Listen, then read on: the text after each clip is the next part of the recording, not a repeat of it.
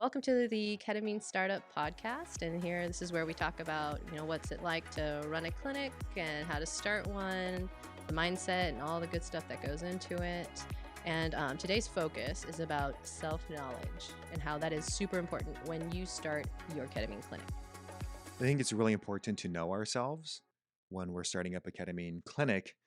And by knowing ourselves better, we can actually be the best version of ourselves. Plus, we can get the right people on our team. And so, this episode will go over the three archetypes. So, listen till the very end so you can kind of figure out what type of archetype you may fit in. And so that you do know yourself a bit better. Also, I do want to acknowledge the challenge of burnout, especially in medicine these days in healthcare. I think with at least in emergency medicine, we have one of the highest rates of burnout. Some reports of like 2 out of 3 emergency physicians face burnout. And then overall, from a healthcare trend, I think definitely the majority, over 50% of physicians do face burnout.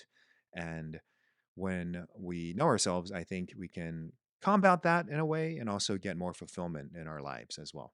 But I think it also is important to acknowledge that a lot of people coming into opening a ketamine clinic is coming from a space of burnout.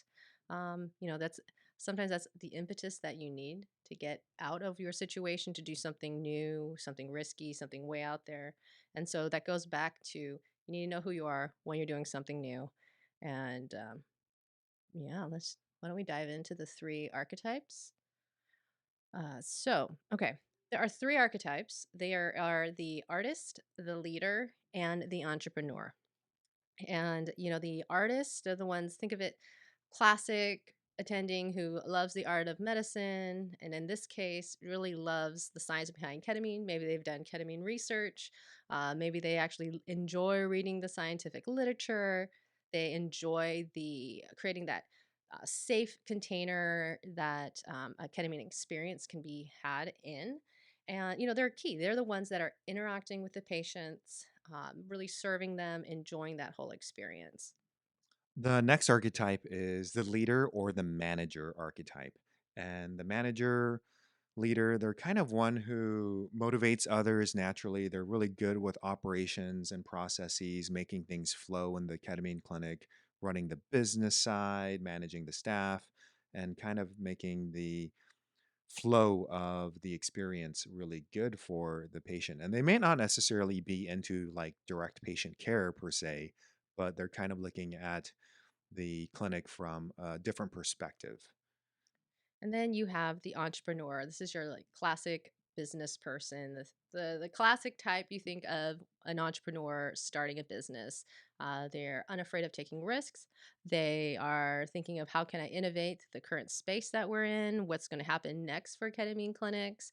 They may even been talking about, what's ketamine clinics role in, these upcoming MDMA and psilocybin and all these things. And so they're the ones that are unafraid to ask for money to help scale your business. Like, it's time to grow.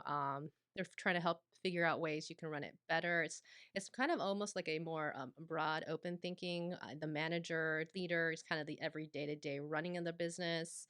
And then you have your artist that is actually makes the business happen. Without the artist, there wouldn't be a patient getting ketamine infusions from a person. Yeah, and for me, I personally identify most as an artist because I actually love the delivery of ketamine therapy. I love seeing the patients. I love researching and staying up to date on the latest scientific article that's been published about ketamine therapy. So that's really useful. And then I would say for you, Kim, you're more of the manager or leader Oh, because you definitely totally. help with our operations and smoothing things out. I mean, and the thing is that the what you are naturally going to be is something that you've always been doing. Like for me, before we even started a ketamine clinic, I was, like a what do you call it? Like it was an associate chair or department point person for one of the sites that our department was in. I'm a board certified ophthalmologist. We had this location, and I'm the one that went to meetings, and I liked that. Like to me, I liked trying to figure out how can we run this more efficiently? How can I make this better for my, colleagues? You know, when I was in high school, I was the editor of a yearbook. I didn't necessarily, I enjoyed making, taking photos, writing, but what I really liked was managing the photographers, the copywriters, the designers. And so these are themes that I saw throughout my life. And like for you, Sam, you've had ketamine throughout your whole life, as a researcher and all these things. Yeah, I mean, historically I've been working with ketamine for quite a bit of time. I mean, when I was in undergrad in college in Seattle, I actually used ketamine on the animals that we were studying and researching. So really familiar with it. And yeah, I've actually tried being the manager slash leader.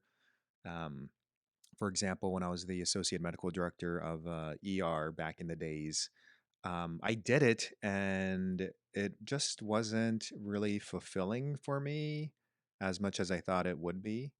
And there was a lot of meetings and committees, and everything was very slow moving. So some people like that process, but for me, it really was not something that I was particularly interested in.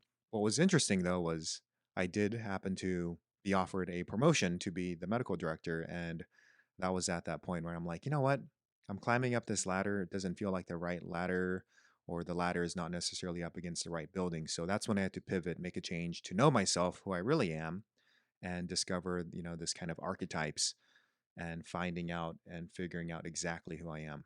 Now, I do want to mention that there's kind of a primary. So my primary archetype would be more of the artist. My secondary archetype would be more of the entrepreneur. And so you, the listener, may have both a primary and a secondary, but one that's really strong and then a secondary. Now, of course, there's that third archetype where that may be challenging for you. And so for us, fortunately, I have kind of like a board of directors or advisors. It's kind of non-official roles, but really just friends. One buddy of mine, he is an emergency physician, but also owns a large ambulance company down here in California. And then another friend who's a real estate developer. So I'm able to like bounce ideas off of the entrepreneur archetype to really support our team. Yeah, for me, my secondary, or the one that had to be developed to get through life, or, being a physician, for me was the artist. Sure, I enjoyed patients, and I enjoyed doing those things, but to me, what was more natural was, looking at spreadsheets of when patients checked in and when they came out, or, running numbers. And for me, the entrepreneur is like the weakest area for me. And it's not necessarily a weakness, but also it can be something you have no interest in. And the reality is, for your practice to thrive, for your business to thrive, you need all three, right? And I think, especially, a lot of physicians, a lot of people in the healthcare field, we're perfectionists. And, for the most part, we kind of feel that we need to, because if we're not on our A game, if we're not, you know, um, bolstering our weaknesses, reading up, learning how we could be better, people die, people get maimed, people get ill and sick. And so, but the thing is when you're starting a business, and especially those first few months and you're just starting out, you just really need to lean in on what you do well, because you're going to be juggling so much. The last thing you do is be, if you're like, oh, I'm so uncomfortable with trying to raise money and I don't know how to do this, or gosh, I don't even know how to do a website. Um, you know, you're going to be spinning your wheels. You need to take action. And so, where you can take action is what you can easily and naturally do. And that is why partnering is so key at the beginning. And whether that is what do you call it, formal business relationship, or it's like a mastermind group, that's what's going to help you, be the catalyst to get this actually going. And then here's the thing, too: the longer you're in business, you just naturally are going to strengthen those other weak areas.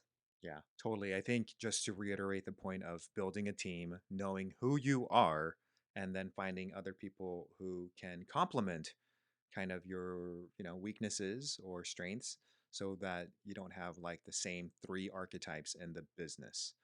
I remember before we had actually launched back in, I think, 2016, 2017, I had contemplated opening up this ketamine clinic, and I was working with two other physicians.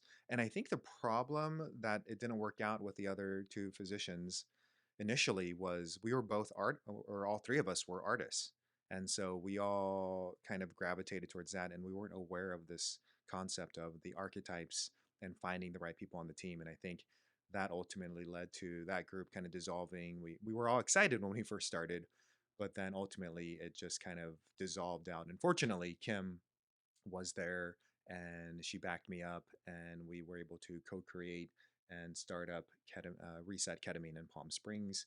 And now we've been open for 5 years. And although Kim doesn't do any of the clinical stuff, she plays a huge role in the operation side, the management side, helping with optimizing everything, helping with the social media marketing, everything in that aspect.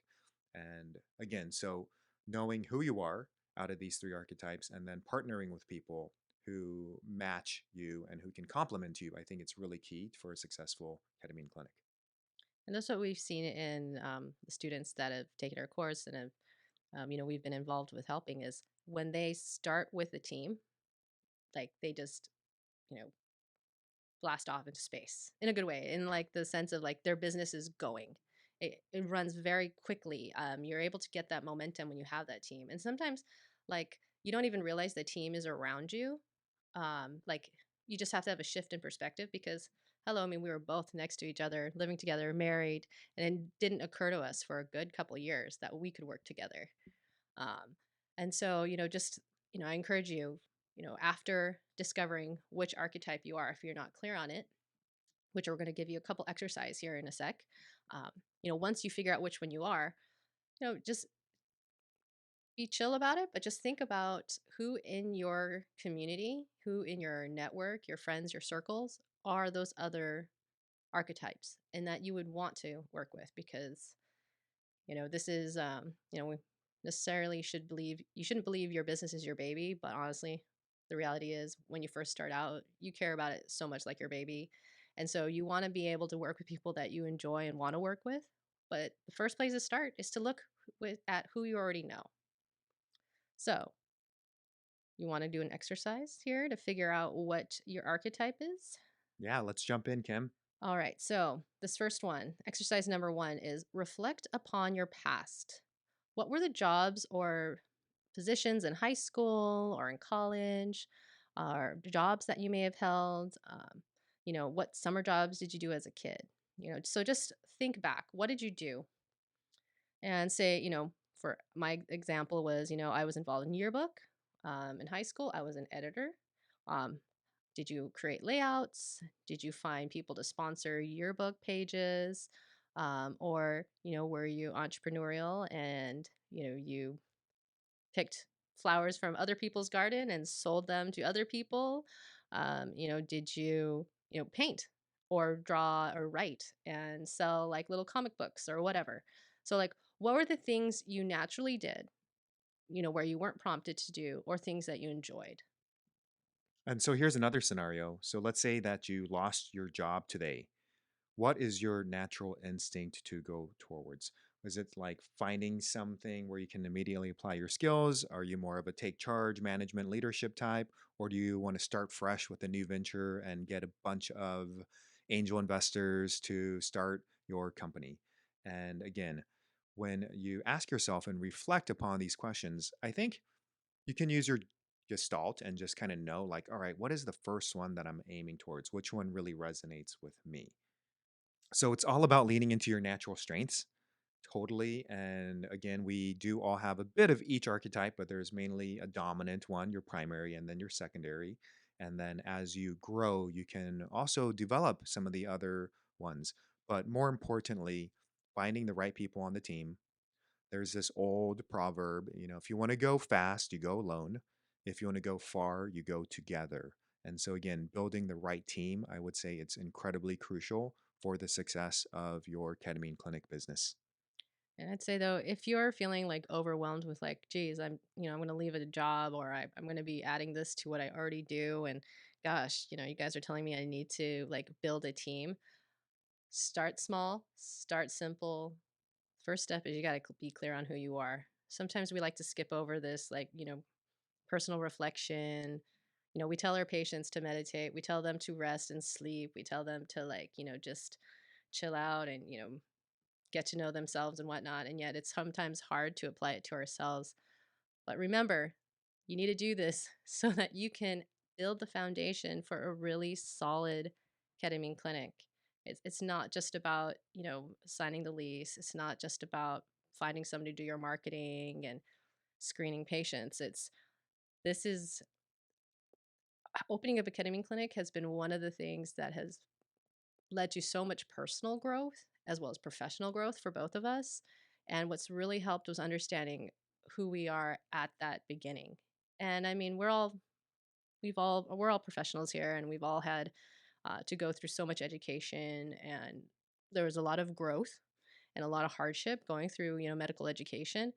But this time, this is you're getting to apply those medical skills that you have, but now this is in a realm of where you're creating the borders of what is demanded of you. And so you can really take time to build a good foundation here, that you don't need to feel rushed. But take action, be clear on who you are, and then take that step to build that great team.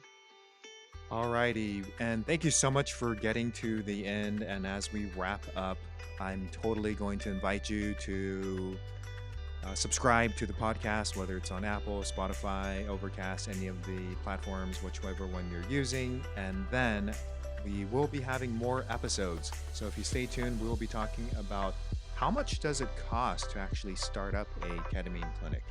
So please go ahead and stay tuned. And do me one last favor. This is our first podcast episode. So if you could give us a 5-star rating and review, that will help us get higher and get more people to become aware of this podcast. And we're just so excited to share all of our information with you. And we're grateful for the work you're doing. Thank you.